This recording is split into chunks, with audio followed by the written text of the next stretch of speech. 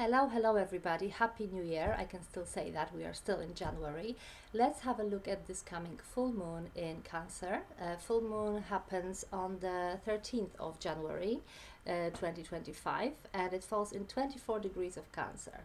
So obviously we have moon in 24 degrees of Cancer opposing the sun in 24 degrees of Capricorn. So this axis is going to be in your chart, space where you will feel these influences and how they are colored with what planetary effects that I'm going to discuss. So with every full moon, obviously, we have sun and moon opposing each other. So we have emotions running high anyway. It's time of some kind of frustration, like grand reveals or, things coming to culmination, completion, closure. It's usually heightened emotions. It brings things firing up anyway. Because this time of the year, as always, during Capricorn season, we have full moon in the opposing sign, which is Cancer. So moon in Cancer will bring more focus on family and emotional security, emotional safety. So anything to do with family, those that we want to protect, it's about nurturing energy, very motherly energy. It's very intuitive as well.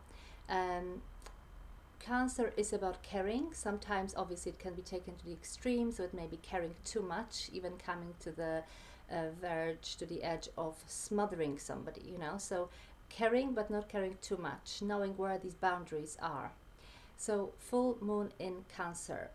This is the least of the issues, I would say. Not even issues, but the layers of this interpretation of this full moon. This Cancerian kind of like caring too much, family security, focusing on motherly vibes, nurturing vibes. It is great. I mean, it could be absolutely beautiful. But the moon is conjuncted by Mars, retrograding Mars in Cancer. Mars in Cancer usually brings passive aggression. Because it's retrograding as well. I have made a separate video on it a few weeks or even months ago. Mars went into retrograde motion on the 6th of December and will stay there until 24th of February. So have a look what specifically retrograding Mars may bring. But just, in a nutshell, it is time when we should really bite our tongue, okay? It's about not jumping into action, anything that Mars represents. So initiative, showing anger, aggression, taking any kind of action, things that we can, things that motivate us and drive us, when we want to jump in, take action.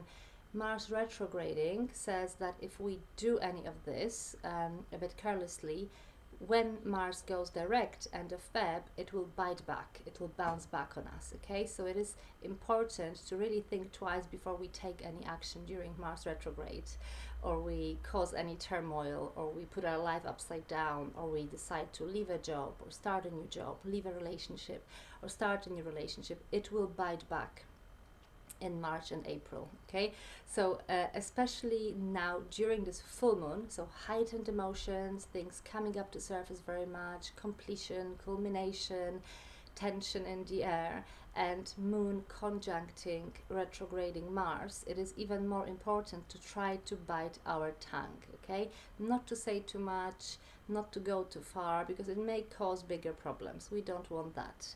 However, as we know, we shouldn't, bottle up our emotions completely, because then it may cause some illnesses and problems with our well-being. So it's not necessarily about just like completely bottling up how we feel and pretending there is no problem. But in relationships with other people, it is good to bite your tongue around this full moon. But we can actually do some beautiful work around this full moon on a very private level. How can we do it? So moon is conjuncting Mars, as I said, and then we have sun opposing these two planets in 24 degrees of Capricorn, and it is very loosely, or just loosely, conjuncting still Pluto. Pluto is at the beginning of Aquarius, so it is about 6-7 degrees from this full moon, from the sun in this configuration of the full moon. So we could say that the moon is loosely opposing Pluto. So it has this Plutonian undertone. Plutonian undertone is anything to do with, fear, control, manipulation, but it's very much like underground energy, deep psychological work, facing our shadow. But on the positive note, it's very much about faith. It's about awakening our faith.